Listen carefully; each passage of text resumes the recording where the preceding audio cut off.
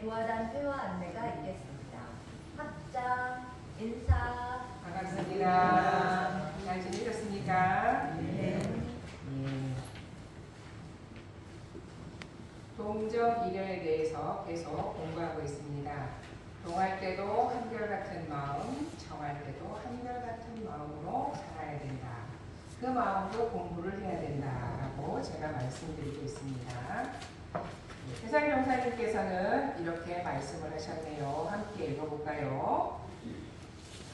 동하여도 분별에 착이 없고 정하여도 분별이 절대 맞다는 말은 세상을 위해 일할 때는 착없이 하고 정할 때는 도를 품고 숨어서 준비를 해야 한다는 뜻입니다.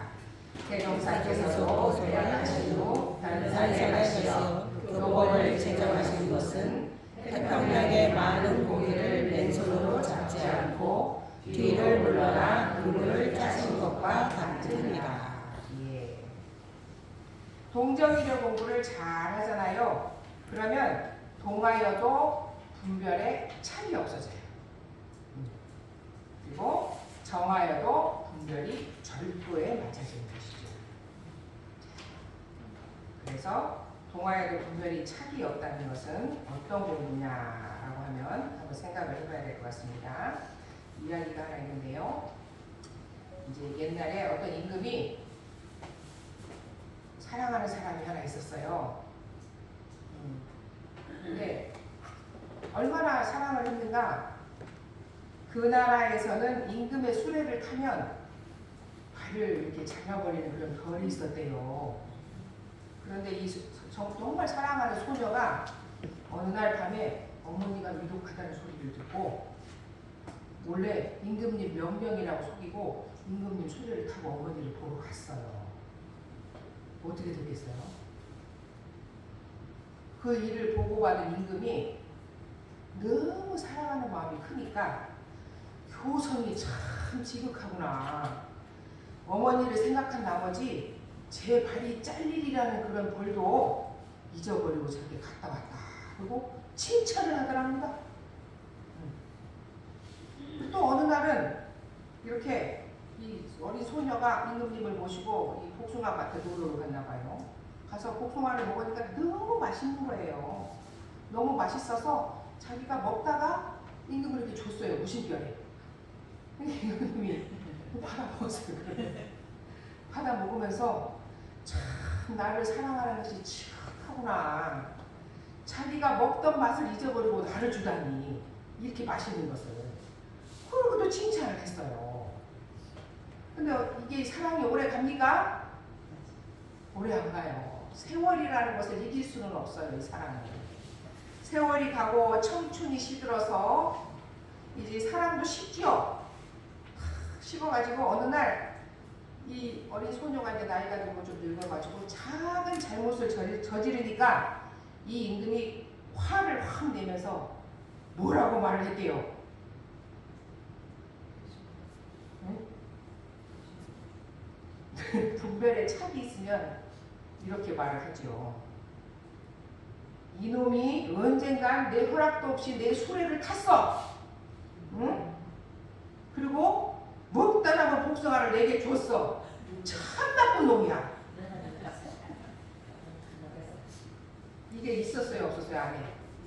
그 당시에 사랑하는 마음 때문에 그렇게 칭찬하던 것들이 이 안에 있었어요, 없었어요? 착이라는 것으로 착 들어가고 있어요. 안에. 들어가 버린 것은 언젠가는 나와요. 우리가 남편과 싸우다가 예전에 있었던 일이 푹 나오죠? 착이 됐어요. 착. 안 풀어졌어. 그건 절대 안 풀어져. 꺼내놓고도 안 풀어져. 어떻게 해야 될까요? 그러면 남편은 그래요. 지금 얘기만 해. 왜 옛날 얘기를 또 꺼내? 안 풀어졌는데 나와야죠. 그게 어떤 일이냐면 뭐가 봤냐면은 자 어느 날 그 임금이 부처님한테 물어봤어요. 아, 부처님, 욕심을 끊는 것과 끊지 않는 것은 어떤 차이가 있나요? 라고 물어봤어요. 무슨 차이가 있을까요? 그러니까 하나는 불임을 받고 하나는 불임을 받지 않는 차이가 있습니다. 그래요? 그럼 불임을 받는 것과 받지 않는 것은 어떤 점으로 알 수 있나요? 그러니까 하나는 만족을 모르고 하나는 만족을 압니다. 그랬어요. 그래요?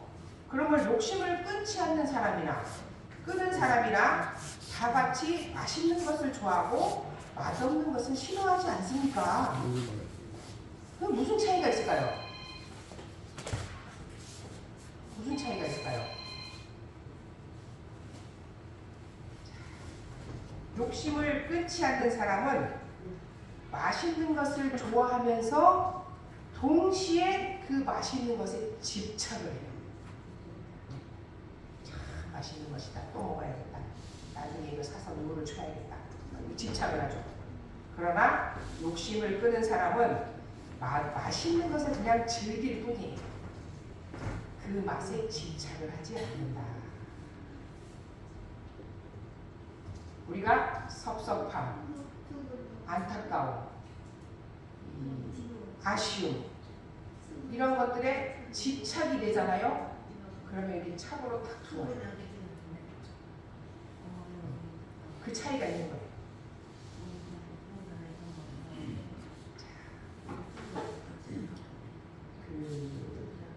이런 재밌는 얘기가 하나 있어요. 강물이 있었어요. 강물. 이 강물은 깊은 산속에서 발원을 하죠. 발원을 해가지고 험준한 산골짜기를 지나고 산자락을 돌아서 이 들녘으로 나오게 됩니다. 들녘으로 나와가지고 저 건너에 있는 강까지 가야 돼요. 그죠? 근데 중간에 많은 경계가 많죠. 그리고 이 종착지인 바다로 가기 위해서는 중간에 사막을 만나게 돼요. 그 이 강물이 야, 나는 이거를 건너야 저 바다까지 가는구나. 자, 한번 가보자. 힘을 탁 모아가지고 팍 달려나가는데 사막을 만나면 어떻게 돼요? 흔적도 없이 사라지는 거예요.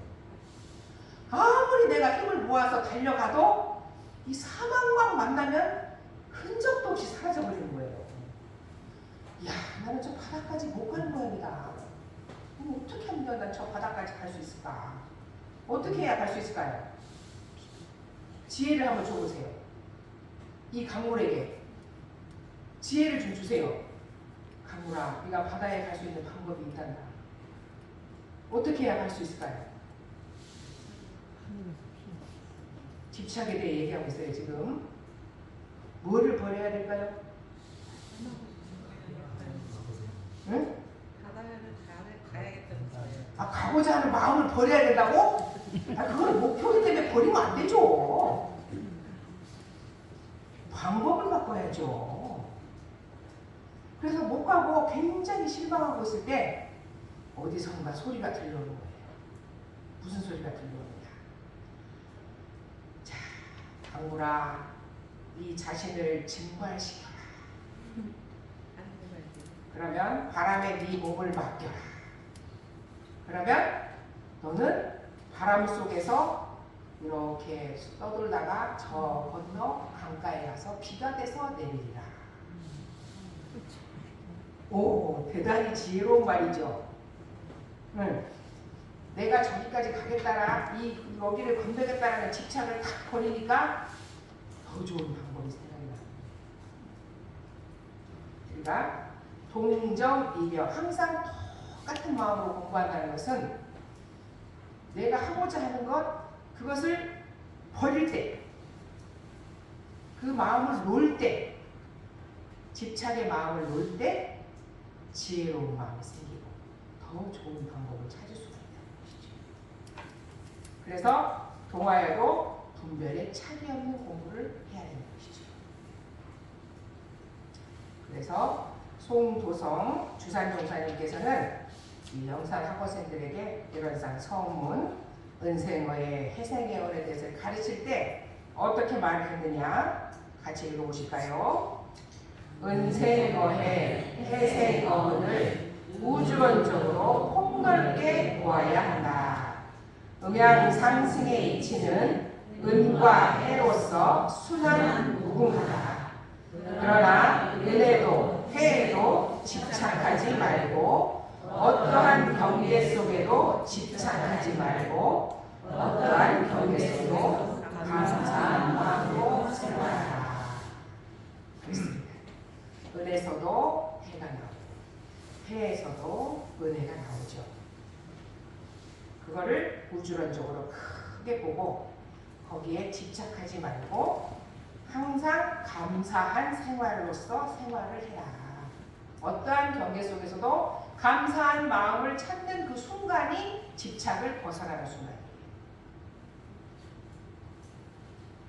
그리고 동정이녀로 산다는 것은 늘 준비 공부를 하는 생활이에요. 준비 공부. 일 없을 때 항상 일 있을 때 그것을 준비하고, 일 있을 때는 항상 일 없을 때의 신경을 가질 수 있고 준비 공부를 해야 되는 것인데요. 소태산 대종사님도 이 제자들에게 항상 준비 공부를 시키셨다는 거예요. 열반을 대종사님께서 원기 28년에 돌아가시는데요. 열반을 앞두시고 아시는 거죠. 내가 열반을 하겠구나 해서 원기 27년도에 전국을 다 돌아다니면서 어떻게 살고 있는가 싹 둘러보셨다고 해요.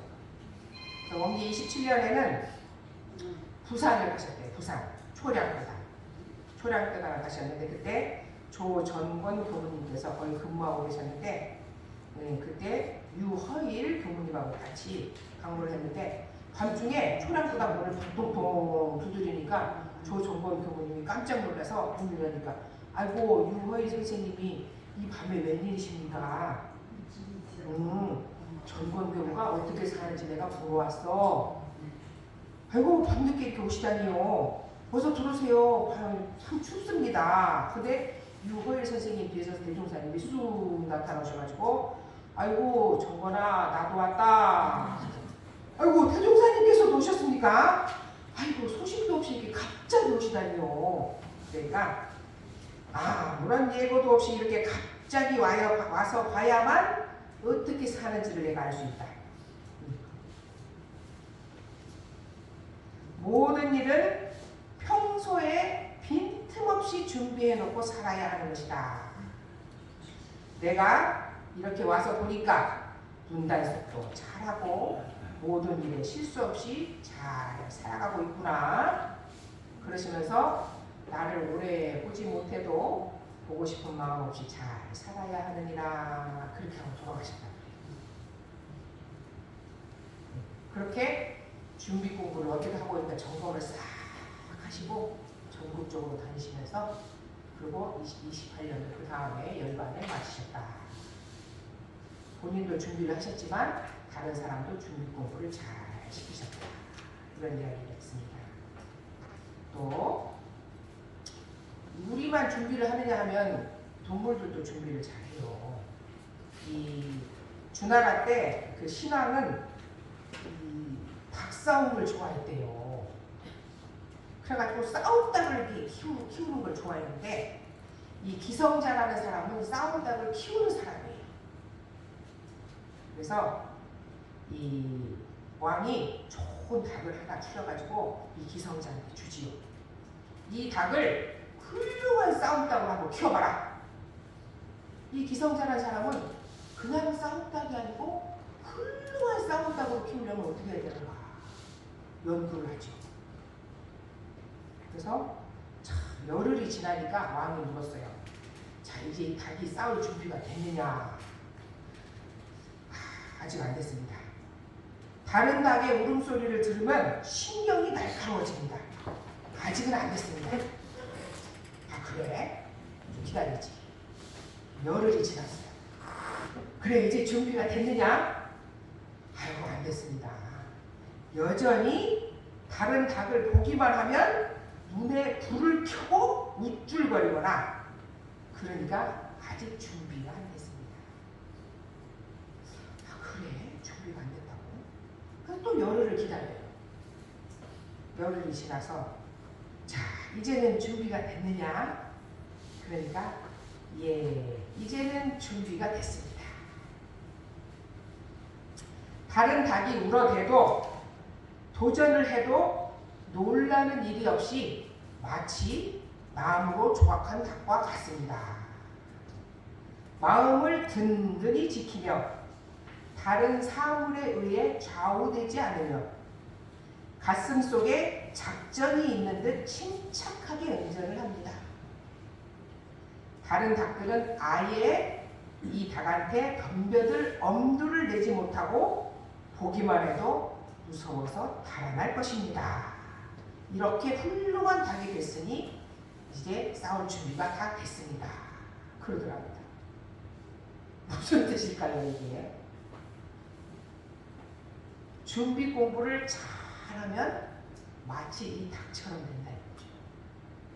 경계에 흔들리지도 않고 마음이 부동심이 되고 불방심이 되고, 그렇죠?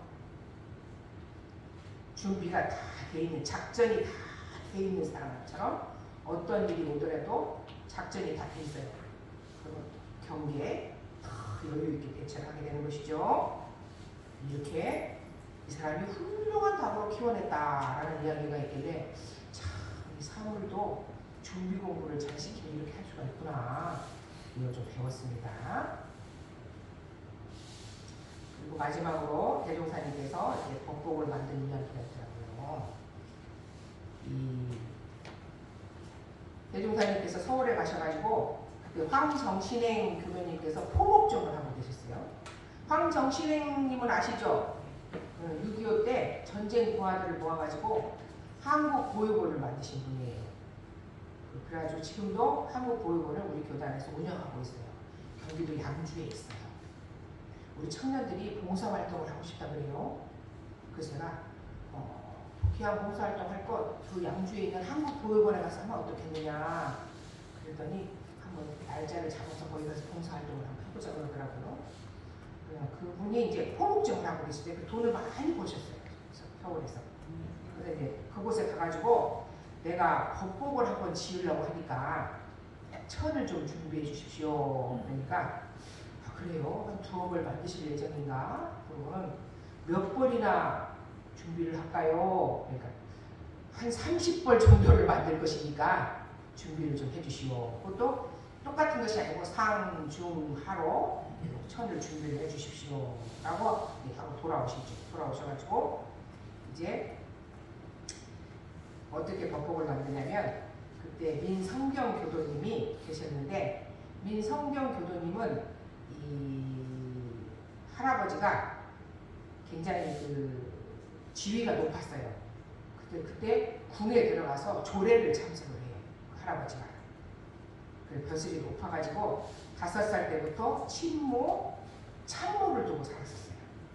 그때 그 친모, 참모가 이 민성경 어릴 때 이 아이한테 애기씨 그냥 보지 마시고 제가 어떻게 요리를 하는지를 보고 배우세요. 제가 옷을 어떻게 만드는지를 보고 배우셔야 됩니다. 그냥 지나치시면 안 됩니다. 꼭 보고 배우세요 라고 했대요. 그래서 이 사람이 자세히 보고 이걸 배운 거예요.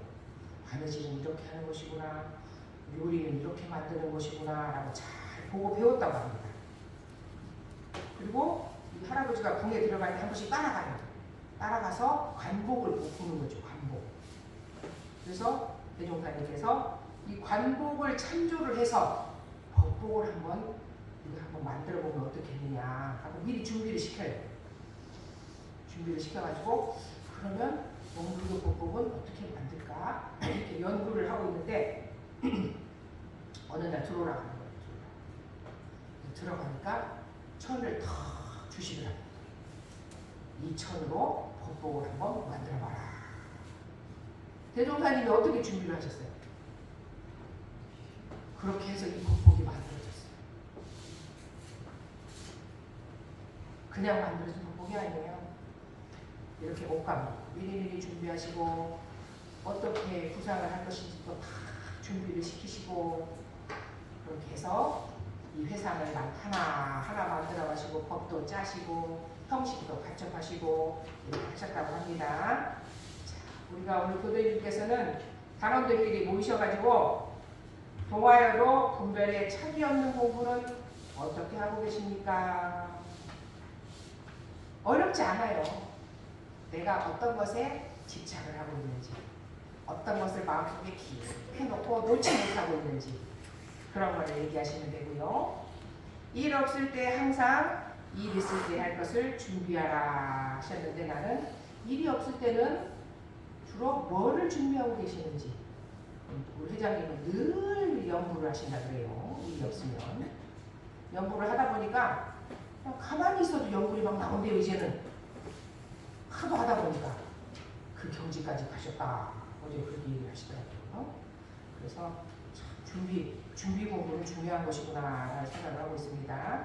이렇게 회화를 길게 하지 말고 짧게 하세요. 짧게 하시고 뭐 해야 되죠? 네, 성가 연습 마저 하세요. 다음 주에는 대청소도 해야 되고 여기 올라오셔서 예행 연습도 좀 하셔야 되거든요. 그거 해야 되기 때문에 연습할 시간이 많지 않아요. 그러니까 뭐 1등 하시려면 평소에 뭐 따로 모이셔서 연습을 좀 하시든지요. 그게 준비 공부죠? 네, 그렇게 뭐 하시든지 그걸 알아서 하세요. 다음 주를 준비하시고 오늘 또 이렇게 정한수 연가 49제를 앞두고 옥타원님께서 이렇게 친척분들에게 다 공양을 하신다고 얘기하셔가지고 정성을 모아서 다 이렇게 참석도 하시고 공양 준비도 다 해주셨네요. 이거 미리 준비를 잘 하셨어요. 49제 때는 교도님들이 못 오시잖아요. 못 오시니까 오늘을 기해서 공양도 하고 우리 정한수 연가를 위해서 이렇게 공양을 하는데 어떤 교도님이 좋은 마음으로 안 빌어주시겠어요? 해탈 천도하라고 오늘 다 빌어주실 것입니다. 그렇죠, 옥타원님? 네. 예, 그 마음으로 이렇게 공양도 준비하시고 이 섭섭한 마음 다 풀고 가라고 이렇게 하시는 것 같습니다. 오늘 공양도 잘 해주시고 정성껏 빌어주시면 감사하겠습니다. 이상입니다.